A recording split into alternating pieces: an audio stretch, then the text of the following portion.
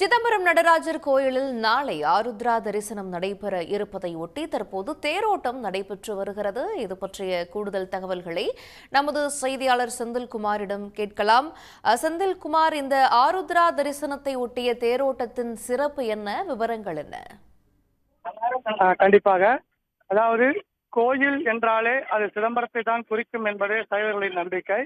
பஞ்சபூத ஸ்தலங்களில் ஆகாய ஸ்தலமாக விளங்குவது சிதம்பரம் நடராஜர் கோவில். இந்த கோவிலில் ஆண்டுக்கு இருமுறை தரிசன விழாவும் தேரோட்ட விழாவும் நடைபெறும். ஆனி மாதத்தில் நடைபெறுவது ஆனி திருமஞ்சன திருவிழா உற்சவம்.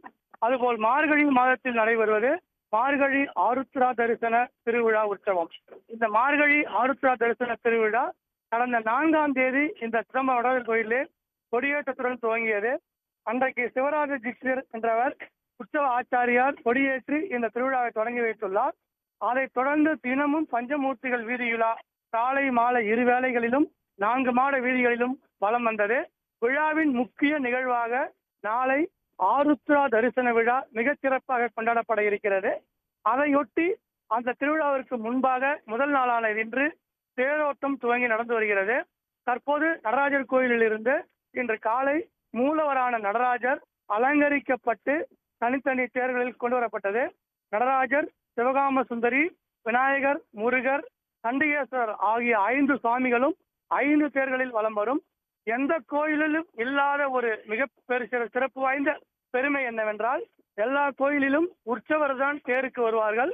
சிதம்பரத்தை பொறுத்தவரை மூலவரான நடராஜரே தேருக்கு வருவது மிக சிறப்பாகும். அதுவும் இந்த ஆண்டு தேரோட்ட திருவிழா என்பது இந்த பொங்கல் பண்டிகை நாட்களை ஒட்டி வந்திருக்கிறது. இதனால் சிதம்பரம் நகரமே விழாக்கோலம் கொண்டிருக்கிறது. 4 மாட வீதிகளையும் 5 தேர்களும் ஆடி அசைந்து வந்து கொண்டிருக்கிறது. இந்த தேருக்கு முன்பாக ஏராளமான பெண் பக்தர்கள் சாலைகளில் கோலமிட்டபடி தேரை வரவேற்று சிவனை தரிசித்தபடி கோலமிட்டுக் கொண்டிருக்கின்றனர். சிறுவர்கள், சிறுமிகள் கோலாட்டம் ஆடியும் பரதநாட்டியம் ஆடியும் தேருக்கு முன்பால் தங்களது நாட்டியத்தை அர்ப்பணித்து செய்கிறார்கள். அதுபோல சிவ நடனங்கள், சிவாச்சாரியார்கள் சிவ நடனங்களை ஆடியபடியும் சிவவாத்திய கருவிகளை இசைத்தபடியும் முரசு கொட்டியபடியும் தேருக்கு முன்பால் வீதிகளை வலம் வந்து கொண்டிருக்கின்றனர். அதற்கு பின்னால் ஆடி அசைந்து தேர் 4 வீதிகளையும் வலம் வந்து கொண்டிருக்கிறது. காலையில் துவங்கியுள்ள இந்த தேரோட்டமானது இன்று இரவு வரை நடைபெறும். அதாவது இன்று மாலை 7 மணிக்கு மேல்தான் இந்த தேர் நிலைக்கு வரும். நிலைக்கு வந்த பிறகு நடராஜர், சிவகாம சுந்தரி நடராஜர் கோயிலின் உள்ளே இருக்கின்ற ஆயிரங்கால் மண்டபத்திற்கு கொண்டு செல்லப்பட்டு அங்கு பல்வேறு பூஜைகள் நடைபெற இருக்கிறது. விழாவின் முக்கிய நிகழ்வாக நாளை மதியம் ஆருத்ரா தரிசனம் நடைபெற உள்ளது. அதையொட்டி கோயிலில் பல்வேறு ஏற்பாடுகளும் செய்யப்பட்டிருக்கின்றன. அது ஆருத்ரா தரிசனம் என்றால் நடராஜரும் சிவகாம சுந்தரியும் ஆயிரங்கால் மண்டபத்தில் இருந்து நடனமாடியபடியே பக்தர்களுக்கு அருள் பாலிப்பார்கள். அந்த நிகழ்வுதான் ஆருத்ரா தரிசன விழா. இந்த ஆண்டு ஆருத்ரா தரிசன விழா என்பது பொங்கல் பண்டிகைக்கு முதல் நாளான போகி பண்டிகைக்கு வலம் அன்று வருவதால் மிக சிறப்பு வாய்ந்ததாக கருதப்படுகிறது. இதனால் கடந்த 2 தினங்களாகவே சிதம்பரத்தும் பக்தர்கள் வெள்ளத்தால் நிரம்பி தத்தளிக்கிறது.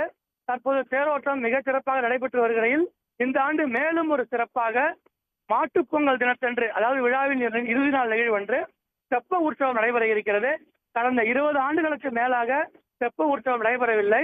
இந்த நிலையில் சிதம்பரம் நகராட்சி சார்பில் தெப்ப உற்சவம் நடைபெறும் ஞானப்பிரகாசர் குளம் பல கோடி ரூபாய் செலவில் சீரமைக்கப்பட்டிருக்கிறது.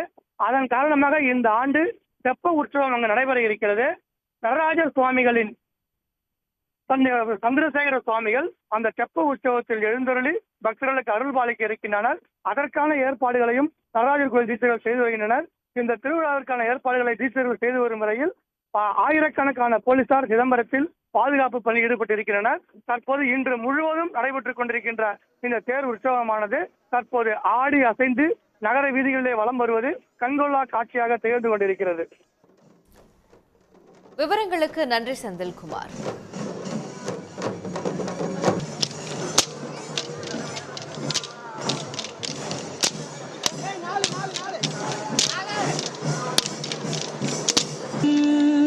ஜோதியன் அம்பலத்தா